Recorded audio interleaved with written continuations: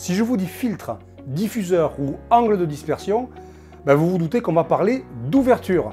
Alors effectivement, vous connaissez déjà beaucoup de projecteurs de scène, notamment les PC, sur lesquels vous avez un zoom manuel qui permet donc de faire varier l'amplitude de votre ouverture. Et vous avez aussi des projecteurs plus polyvalents, équipés de zoom motorisé et donc pilotables à distance. Mais on a la chance chez Cameo d'avoir aussi d'autres projecteurs fixes qui permettent toutefois de faire changer l'ouverture avec les technologies combinées de l'optique et de la mécanique. Alors si vous voulez en savoir plus, ne bougez pas, je vous en parle tout de suite après ça.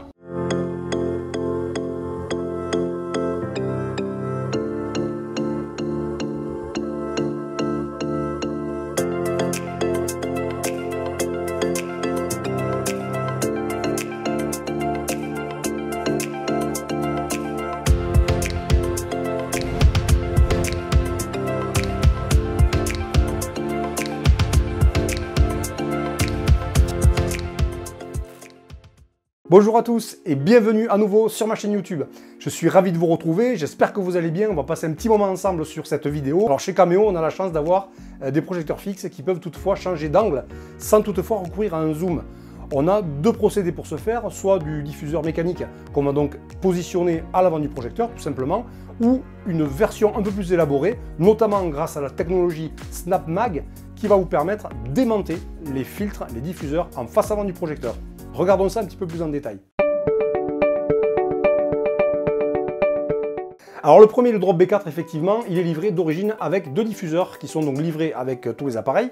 Ce sont des diffuseurs à 32 ou 45 degrés, sachant que le projecteur d'origine ouvre à 22. Donc voilà le Drop B4, vous avez donc votre filtre, vous venez tout simplement la poser sur la face avant. Vous allez faire une rotation d'un quart de tour, ce qui va bloquer via les petits ergots sur le côté, et ce qui empêche que le filtre tombe. C'est sécurisé, c'est très simple, et on peut donc varier 22 au départ, 32 ou 45.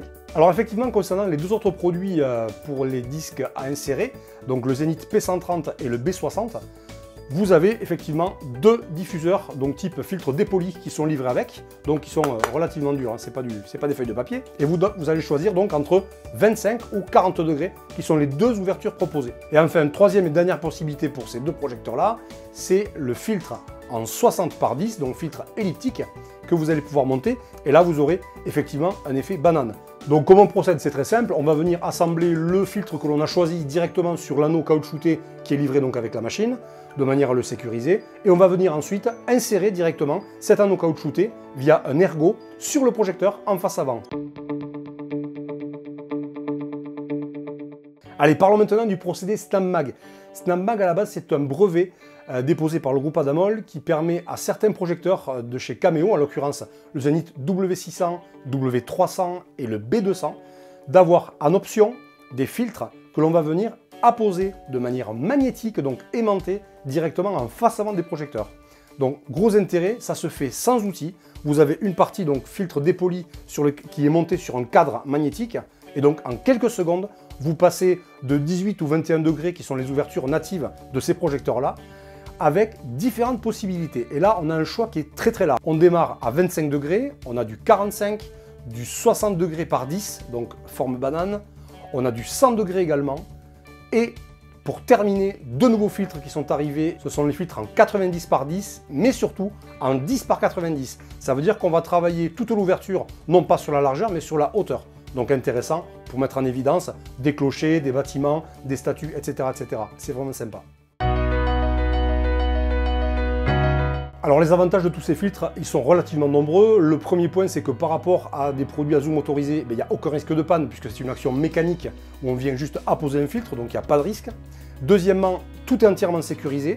Soit le diffuseur est verrouillé directement, soit on a, en plus d'un aimant qui est relativement puissant, sur la face avant du projecteur, on a aussi une élingue de sécurité. Globalement, très bonne qualité des disques, bien plus pérenne que des filtres type gélatine, bien sûr. Autre argument très important, c'est l'excellent rapport qualité-prix de ces filtres comparé à d'autres marques concurrentes où on va avoir des filtres optiques qui coûtent très cher, qu'il va falloir démonter. Donc cela veut dire derrière resiliconer, réétanchéiser les projecteurs pour qu'ils conservent leurs propriétés IP65. Et un point essentiel, c'est que par le biais de ces filtres-là, on va améliorer le mélange des couleurs et conserver un étal uniforme. La préparation des parcs de prestations, elle est facilitée. Vous avez même dans nos flycases des emplacements pour tous les filtres qui vous permettront, sur le lieu de la prestation, de choisir directement le filtre le mieux adapté. Concernant les projecteurs autonomes, donc projecteurs sur batterie, si vous voulez en savoir plus sur la gamme complète chez Cameo, j'ai fait il y a quelques temps une vidéo, je vous remets le lien tout de suite là-haut.